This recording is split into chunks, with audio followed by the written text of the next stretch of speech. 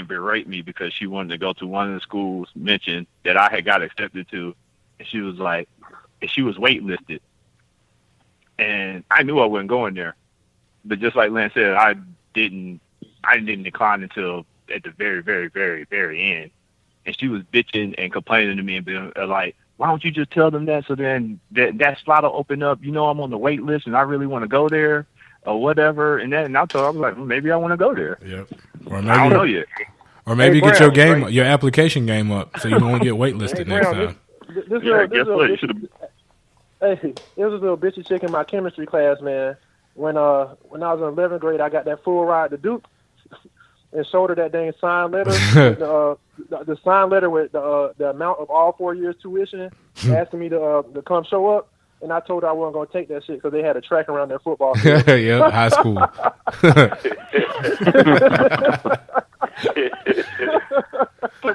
But you know what? The thing is, the system not only did hold us back for so long, it's still set up to hold us back currently. Like, I can't impress this more anymore, and I'll say this as many times as I can. We on the pod and the friends that we know, because we are around like people, it doesn't seem that way, but we're exceptions to the rule. Like, we beat the odds, whether it was because we had good, like our families put us in better situations, or like Ham said, you had to be faster and stronger, or you just had to be, like Mike said, you work twice as hard to get to wherever you are. Whatever it is, we beat the odds. The system is still set up against black people. So if we get a little bit of extra consideration or whatever, who the fuck cares? The shit still ain't valid. Can I put something in perspective for you? What year was our great university founded? 1801. 1801. What year was the first black student admitted? But in the USC, you're just talking about USC. Like, school period. Oh, I have it was like no in 69, 70. Right. 60? Yeah. That's how much of a head start they had. Like, come on. Right. Wow. And see, I guess that's the part that does irk me when people say, "Oh, slavery was 400-something years ago. Get over it." Motherfucker, it wasn't just slavery. Like, that was just like what, but the thing 60s? Is, we couldn't even vote some years until ago, the 60s. Equal rights. I mean, y'all still were doing stuff systematically, and it still happens. Our parents grew up where they were told they couldn't go into a certain place, or they had to sit in a certain place, or they couldn't drink out of a certain water fountain, or they had to go to an all such and such school. Like, that's our parents, not like great, great, great, great. I mean, it's not that far away. One generation away. Yeah. I mean, come on. 1 generation away. For you not to have had a black person at the University of South Carolina until like 1970, I mean, come on. And you talking about affirmative action. Get over it, or the people saying get over it are the same people who have family members that are old enough that were perpetuating the shit back in the 60s and 70s. Or even before then, and still perpetuating it now. You read the comments, so I clicked on it. So, the comments is where everything is at. When you see these Twitter posts, you got to click on them, because you got to read the replies. These motherfuckers are so ignorant. Now, when I say this, I'm talking about white people. The WYPIPO. Yep. Those are the ignorant white people that we talk about on there. They are white people. So they think that not all Caucasians. They think that black people are just getting in college and going to college for free on affirmative action. They think affirmative action is like a full ride scholarship. Motherfucker, we still got loans. Motherfuckers is working jobs to pay to go to school. You got like black people, we just getting in school and we getting free rides to school just because we black. That is not the case. Like, it's just retarded. Like the lack of understanding or anything that they have when it comes to these things that they're so outraged about. They have no clue what it really is.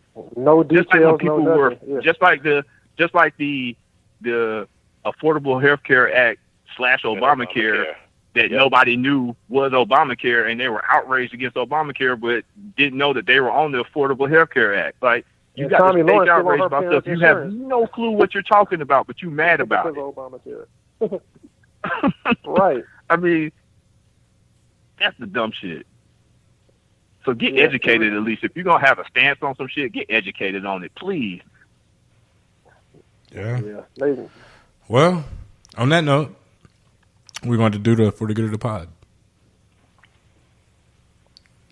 We're going to start us out. Who's going first? Bro, what you got? Yeah, I go, man, for the good of the pod. So this week, I was on Music Executive Tip.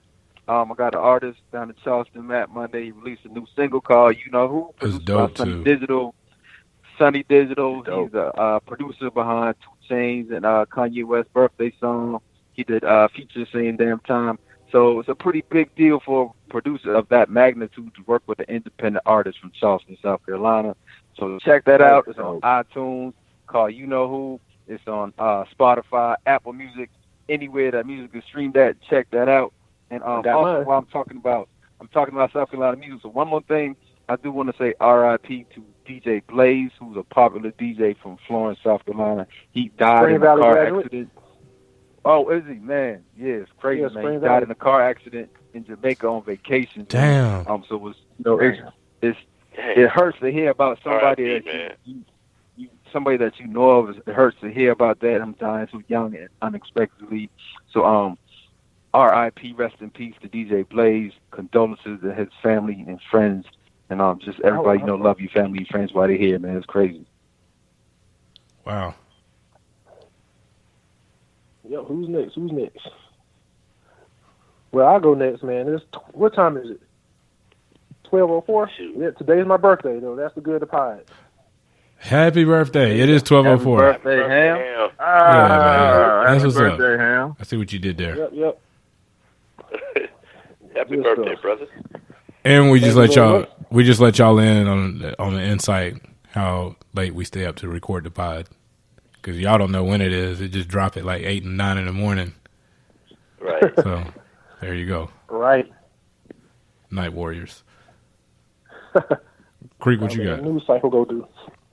All right, for the good of the pod, school year is back upon us. So I hope everyone took some time out this summer to enjoy your family, enjoy your kids. Just shout out to everyone educators returning back to work, especially in Georgia, because I know South Carolina's not back yet. But just shout out to everybody, hoping that everyone has a good year, good and productive school year this year. So that's mine. Make straight A's. Oh, yeah, no doubt. What you got? Not man? optional. Loud Salon? Yeah. What you got, man?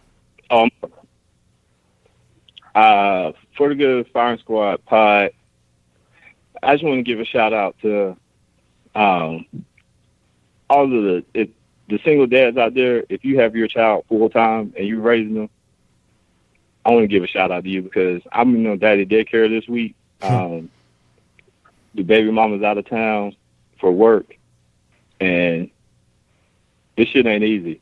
It'll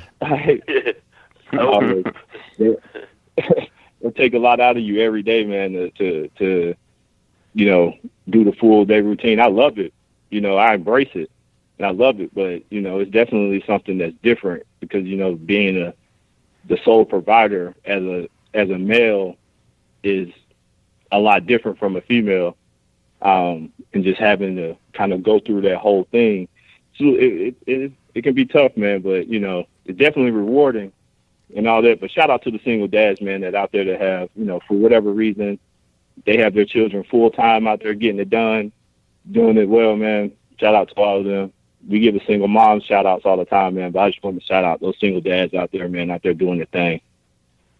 That's what's up. And to your point, I used to feel a certain way about like homemakers, like housewives, until I had my daughter for a day for 8 hours while Chris was at work, and I was like, I don't know how the hell they do it. Like, I don't know. Why would anybody want to stay home with their kids all day? So shout out to the house moms out there.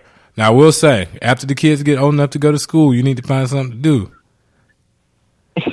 But they try to recover from the years they didn't have anything to do, man. Yeah, and I know where you can recover at work.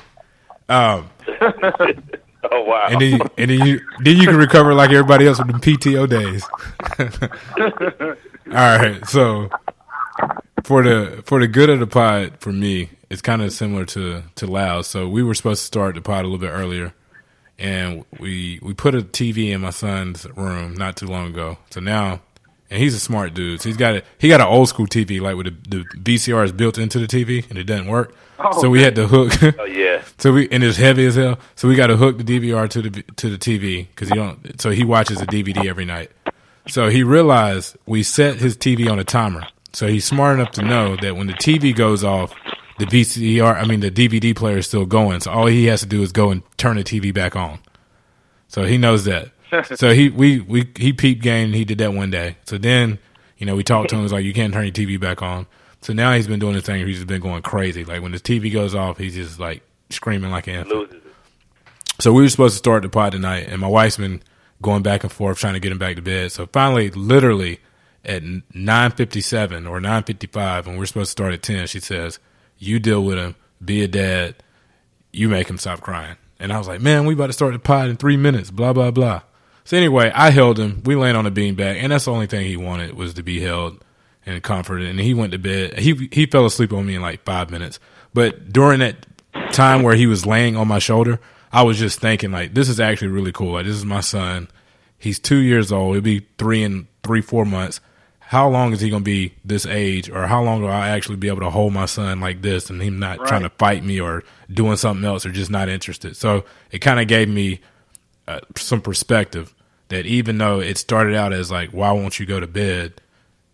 It gave me some alone time because I spend a lot of time with my kids, but I don't necessarily get to do that often. So it was kind of cool. So in a strange way, I'm glad that he was acting out because it gave me like that little 15, 20-minute moment, whatever it was. So, so that's for the good of the pod.